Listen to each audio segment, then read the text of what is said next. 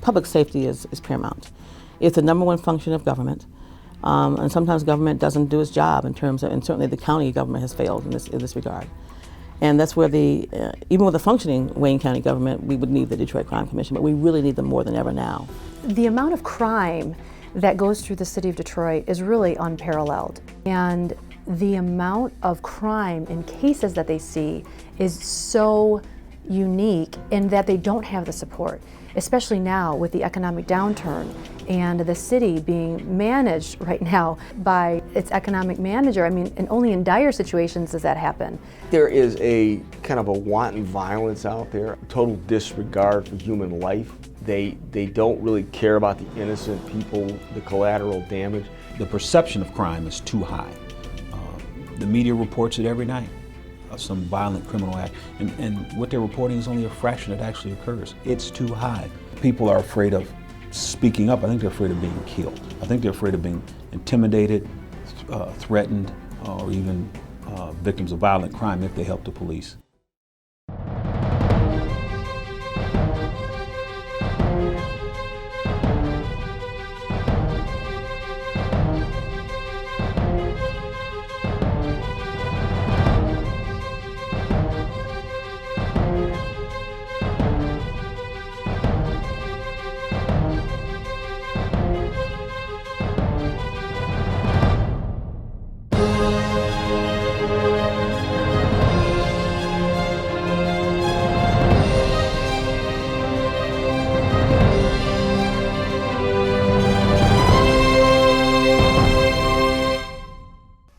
This special public service presentation, the Detroit Crime Commission, is brought to you by Mackinac Partners Business Intelligence Group, reducing risk with increased security. Xfinity Home, get peace of mind with a total home security and automation solution. The Cronin Law Firm, a dedicated, relentless lawyer, is your best defense. Law Enforcement Education Program, protecting our youth with security information. Meridian Health Plan Incorporated, the physician-owned and operated group health plan. And My Alternative Ed. Detroit kids can find diploma and success with free online and vocational training. Welcome to a very special presentation on the law enforcement challenges facing the city of Detroit and the organization formed by the private sector to help aid its effort, the Detroit Crime Commission. My name is Lauren Plant, and I will be your host as we take a look at public safety in Detroit and what the Detroit Crime Commission is doing about it. This elite team of former FBI, state troopers, and the Detroit Department of Police professionals is funded solely by private companies and courageous citizens. It's an amazing collaborative effort between the city, law enforcement leaders, and courageous citizens to help directly impact the quality of life in Detroit. Let's begin by taking a look back to a time when Detroit was thriving and considered one of the safest places to live in America. It's the 1920s, and the automobile industry is in full swing. Detroit doubled its size inside of a decade and becomes the fourth largest city in the U.S. People flocked to the Motor City from all over the globe. Why? A booming new economy that offered upper-end wages and a brand new middle-class lifestyle. For the first time ever, solid working opportunities for all races. Detroit was a shining example to the world, and the people came. A prosperous new major city was rising in the United States. Older cities in the Midwest, like Chicago, with dense populations, were battling overcrowding and a new problem, organized crime. The Chicago Crime Commission was established in 1919 by private citizens to create and support solutions to this scary menace. The Chicago Crime Commission was the first to release a list of top criminals, which was known as the Public Enemies List. Scarface himself, Chicago gangster Al Capone, was public enemy number 1. The FBI later adopted this list to become the FBI's most wanted. Detroit's population decline officially began in the early 60s. The 1967 riots saw the migration fast-tracked. The riot created a division between the police and the citizens that still exists today. Richard Weiler, Executive Director of the Police Officers Labor Council and former Detroit police officer, remembers. Prior to the public disturbance of that time, I think that the police overall had a very good relationship with the people in the city of Detroit. I firmly believe that. When the public disturbance occurred, I think it changed a lot of different things. One of them was probably mistrust among the citizens with their own police department. So it radically changed soon thereafter, the whole department. Everything changed with us. Throughout the 70s and 80s, the disconnect grew worse. The great urban flight from the city was in large part due to Detroit's growing crime rate. People felt unsafe living, even visiting Detroit. City and suburbs were now at odds. In the 70s, quite frankly, people started exiting the city of Detroit. And there was distrust, I think, with among the ranks when it comes to the hierarchy of not of the department, but the city of Detroit. You know, Coleman Young had a very famous quote, "Hit 8 Mile Road," and unfortunately, a lot of people hit 8 Mile Road. They left. They left in droves. It was just unbelievable. It was just a very bad time, and I always thought Detroit would survive it. I really did, and I never thought things would ever get any worse than what they were right around that time. But unfortunately, as we can all see what happened, things got worse. In the early 2000s, the Kwame Kilpatrick mayoral regime we know now brought the city to a new low. Corruption, misuse of public funds, and the long legal battle to bring Kilpatrick to justice ultimately ruins the city financially. In 2013, Detroit becomes the largest city in the U.S. to file for bankruptcy protection. Governor Rick Snyder assigns an emergency city manager in charge of all finances. I belong to a national police group, and I'm on the executive board, and today they still talk about Kwame Kilpatrick. He helped, I think, single-handedly destroy relations with Lansing. When Kwame first took office, people thought that Detroit was going to actually turn around because he got along with people in the legislature. But it didn't take too long that bad things started happening, corruption and things like that. With the city's fiscal condition requiring more cuts to law enforcement, help would come from the private citizens of Metro Detroit. The idea to take action and establish a Detroit Crime Commission came from local attorneys and business leaders who raised over $1 million to fund the startup of the Detroit Crime Commission. With the organization now beginning to take shape, for the first time in Detroit, an elite team of law enforcement professionals were ready to assist and impact the basic public safety concerns of the city. What was lacking was an experienced leader with a national intelligence background and someone familiar with the inner workings of Detroit. So they recruited one of their own, former FBI Detroit Division Director Andrew Arena, a proven leader in counterintelligence at FBI headquarters, and he was also New York's FBI Director in charge of all criminal investigations following 9/11. When we come back, Andrew Arena assembles his elite team and tackles the city's biggest issues at every level. You are watching a special presentation on the Detroit Crime Commission. In today's global business environment, companies need to reduce risk and protect assets with many levels of corporate intelligence gathering. Mackinac Partners Business Intelligence, due diligence, investigations, and corporate security practice can help businesses and investment firms avoid or mitigate risks. Mackinac Partners services are performed by experienced former Secret Service and FBI personnel that can identify vulnerabilities and respond to financial concerns, reputational issues, and cyber threats. Make informed decisions with Mackinac Partners. This is your home phone. So is this. And this. This is texting from your home phone and checking your voicemail at 30,000 feet. This is staying in touch when you're close and when you're far away. This is easy. This is simple. This is awesome. This is Xfinity Voice. Xfinity, the future of awesome. High school can be tough, and sometimes the situation just isn't right. Professional basketball player Andre Drummond transferred high schools, and the change made all the difference. If you are not currently enrolled in school and are looking for vocational training and a high school diploma, My Alternative Ed is the answer. My Alternative Ed is a free Michigan-based school designed to help students succeed on their own terms. Get a second chance and get back on track with My Alternative Ed. Go to myalternativeed.com for enrollment information. We're the Cronin Law Firm, bringing more to the table.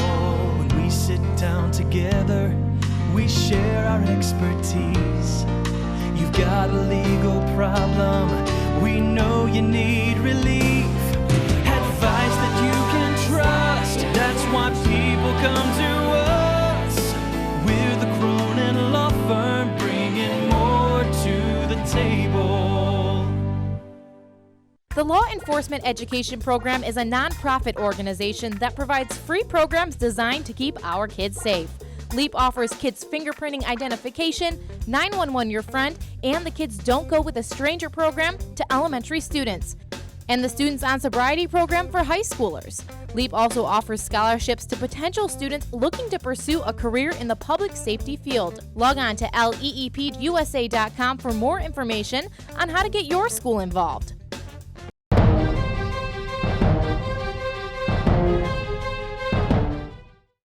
Through private sector funding and civic leaders' help, the first Detroit Crime Commission was established. Former FBI Special Agent Andrew Arena becomes its first executive director. He recruits several experienced Detroit-based law enforcement professionals to complete his team. From years in invested in law enforcement, I've got 24. Ellis Stafford from the former Michigan State Police has 24. Lyle Dungy has more than we do. And the key to Lyle is he was a former Marine Corps intelligence officer, did 2 tours through Iraq. So, he's dealt with insurgents, he's dealt with intelligence issues. You add on top of that all these young analysts we get, and these kids have 2 and 3 degrees. They're extremely sharp, much smarter than I am. I don't even know if you put a price tag on that type of experience. And for me to be able to handpick all of these people, I certainly can't put a value on that.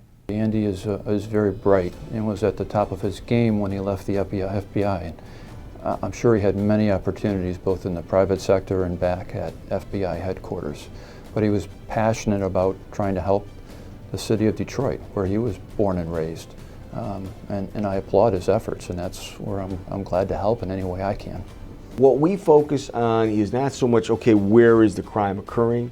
We're focused on what's causing and who's causing the crime in that area. And that's what we want to focus on. That's what we bring to the table that other people don't bring. The who and the what. In a perfect world, we shouldn't exist. The reason that we do exist because there is a need. There was a need for certain services when I was with the state police, when Andy was with the FBI, when Lyle was with Detroit Police Department. Those gaps in that law enforcement fabric still exist. We're helping to fill some of them, mind you. Being a fiduciary for the Rape Kit Initiative, our Safeguard program. Nothing like that exists in the state. I don't know about the country, but I know in the state of Michigan it doesn't exist. And it did not exist before us. Hopefully it'll continue and go on long after we're gone. So those gaps still exist. We're trying to fill those gaps, and I think it's that old business model. You give a person what they need, the business will thrive. Once in place, the Crime Commission was contacted by Detroit Mayor Mike Duggan and Wayne County Prosecutor Kim Worthy to help tackle a major problem in the city: scrap metal thieves. I came to this office in 2004, and in about 2005, beginning of 2006, we began to be aware that scrap metal theft was a huge issue in this region, and it was greatly contributing to the decay of this region and to the health and safety of neighborhoods and businesses. This has been a huge way the Detroit Crime Commission has helped carry the ball. In fact, they helped carry the ball to the finish line. They utilized law students and others to write and rewrite legislation. They were a huge presence in Lansing in getting it passed, and working with other stakeholders, the mayor of Detroit and this office and various people across the state, in making sure that this happened. And the governor recently signed and put the point on tougher legislation for scrappers and for scrap dealers. The scrap metal bill that was passed is going to be an outstanding tool for us to bring down the stripping that's going on in buildings in Detroit. And the Crime Commission was the one that initiated the bill, fought for it every step of the way. We never would have passed it without them. I think that is going to make not only Detroit, but the whole state of Michigan. I mean, I think that's going to help deal with a very serious problem. We were very involved in that from the beginning. There was a point where I thought we were the only ones left standing to fight that battle. And at the end of the day, I'm very proud of the battle we fought. Wayne County Prosecutor Kim Worthy has a seemingly never-ending full plate to fight crime and corruption in the city. The Detroit Crime Commission has become an invaluable resource to help her effectively prosecute the myriad of cases she faces. The first duty of government is to keep its citizens safe. And I tell people all the time that if you convince people to come, and in this case to southeastern Michigan, if you convince them to come, they may come, but they're not going to stay if it's not safe. And then they may not come in the first place if Detroit, for example, has a reputation of not being safe. And that's why you have this organization that stepped up to put their money where their mouth is, to solicit, has the ability to solicit money from different foundations that support it, to provide the services to law enforcement. We need to get to our goal of having a safe, prosperous southeastern Michigan where people want to come and live, work, and play. And so without those types of organizations to assist law enforcement in that regard, because crime is ultimately always the number one issue when you talk to almost anybody, when they talk about where they want to move, where they want to be in political elections, it's usually crime or public safety is usually always either the number one or number two issue, usually number one. And so it's efforts like these that are going to make it possible. Kim Worthy from the beginning has been a huge supporter of the Crime Commission, and she has asked us to help with several projects, and we've been happy to do it. She's been a real friend to us. She's been very supportive, and you know, when you've got the prosecutor of Wayne County on your side, that's a good ally. If we ran into a witness protection issue in the middle of the night, for example, as we do frequently, we really didn't have anybody to call. And what would happen is APAs, assistant prosecuting attorneys, and investigators were anting up, trying to pool enough money when the banks were not open to try to protect the witness, or potentially having to send a witness out of town for a period of time because their life was being threatened. I mean, you know, people who threaten witnesses don't do it like between 8 and 4. It's typically at times when we have to act like this. And we've called them 11 o'clock at night, 2 o'clock in the morning, when someone was here working on a case, and we knew that a witness was being threatened, and they provided the means to immediately come to our assistance and help that victim. And so this is a major, major issue. And there are many, many cases that can be solved if witnesses weren't too afraid to come forward. And so having this mechanism available is extremely important to law enforcement. In August of 2009, the Michigan State Police, who had recently taken over the work from the Detroit Police Department crime lab that had to be closed down, wanted to do an audit or an inventory of all the Detroit Police Department property facilities, any place that property was being stored. And I sent one of my assistant prosecutors with them, and he was the one that recognized the rape kit, the many rape kits that were found in basically an abandoned annex to the one of the Detroit Police Department property rooms. And so that happened in 2009. We've been working diligently ever since to try to address the issues. We estimated at that time was probably about 10,000. It turned out that there were 11,341. And again, it was a total shock to us. We didn't even know that particular facility was a place that the Detroit Police Department stored their evidence. When the Detroit Crime Commission came into existence and agreed to act as a fiduciary, that things started moving a little faster than what they had been.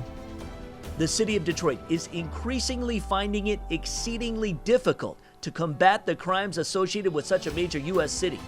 Former Oakland County Assistant Prosecutor and Attorney Sabrina Cronin has witnessed firsthand Kim Worthy's unique, challenging circumstances. Well, as an assistant prosecuting attorney for Oakland County, I know firsthand that Oakland County worked very closely with Wayne County in prosecuting criminals. You know, crime doesn't stop at 8 Mile. There are oftentimes criminals that travel over into Detroit and vice versa, from Detroit up to Oakland County. And both county offices have to work very closely with one another in prosecuting those cases. And both offices have very talented, very educated, talented, experienced prosecutors. I can imagine the frustration she might feel, you know, wanting to do everything she possibly can to fight crime and to support the victims of crime, but without the resources, I mean, she's really handcuffed. You know, there's only so much one person can do with the resources they have, and that's why the Detroit Crime Commission is so important and so needed. the mission is as it is, to fight crime effectively, to support the victims of crime, to work in concert with all the different agencies, whether it be the Wayne County Prosecutor's Office, the U.S. Attorney's Office, the Sheriff's Office, and its citizens, and helping to effectuate a safer, more sound city for not only its the agencies themselves, but for every single one of its citizens. What are the future plans for the Crime Commission in the city? You'll find out and learn from the team that is going to make it happen when we return to this special presentation on the Detroit Crime Commission. You don't have to be at home to know everything's safe. With Xfinity Home, you can arm your security system if you forget. See that your kids got home safely, and make sure you never have to come home to a dark house. All from anywhere. Plus, get 24/7 professional monitoring so you know your home, family, and valuables are always safe and sound. Add Xfinity Home for only $29.95 a month. And if you already have a security system, we'll use your current equipment, so it's easy to switch and save money. Call 1-800-XFINITY today. We're the Cronin Law Firm, bringing more to the table. When we sit down together, we share our expertise. You've got a legal problem, we know you need relief. Advice that you can trust, that's why people come to us. We're the Cronin Law Firm, bringing more to the table. The Law Enforcement Education Program is a nonprofit organization that provides free programs designed to keep our kids safe. LEAP offers kids fingerprinting identification, 911 Your Friend, and the Kids Don't Go With a Stranger program to elementary students, and the Students on Sobriety program for high schoolers.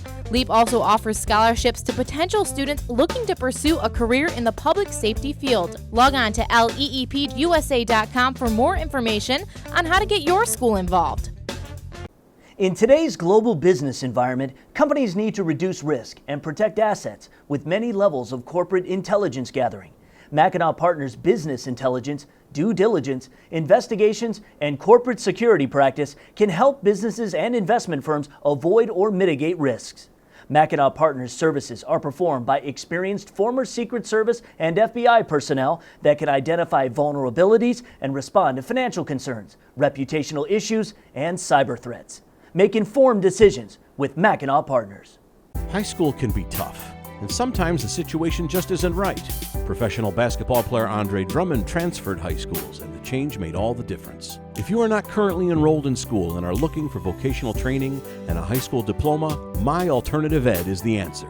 My Alternative Ed is a free Michigan-based school designed to help students succeed on their own terms. Get a second chance and get back on track with My Alternative Ed. Go to myalternativeed.com for enrollment information.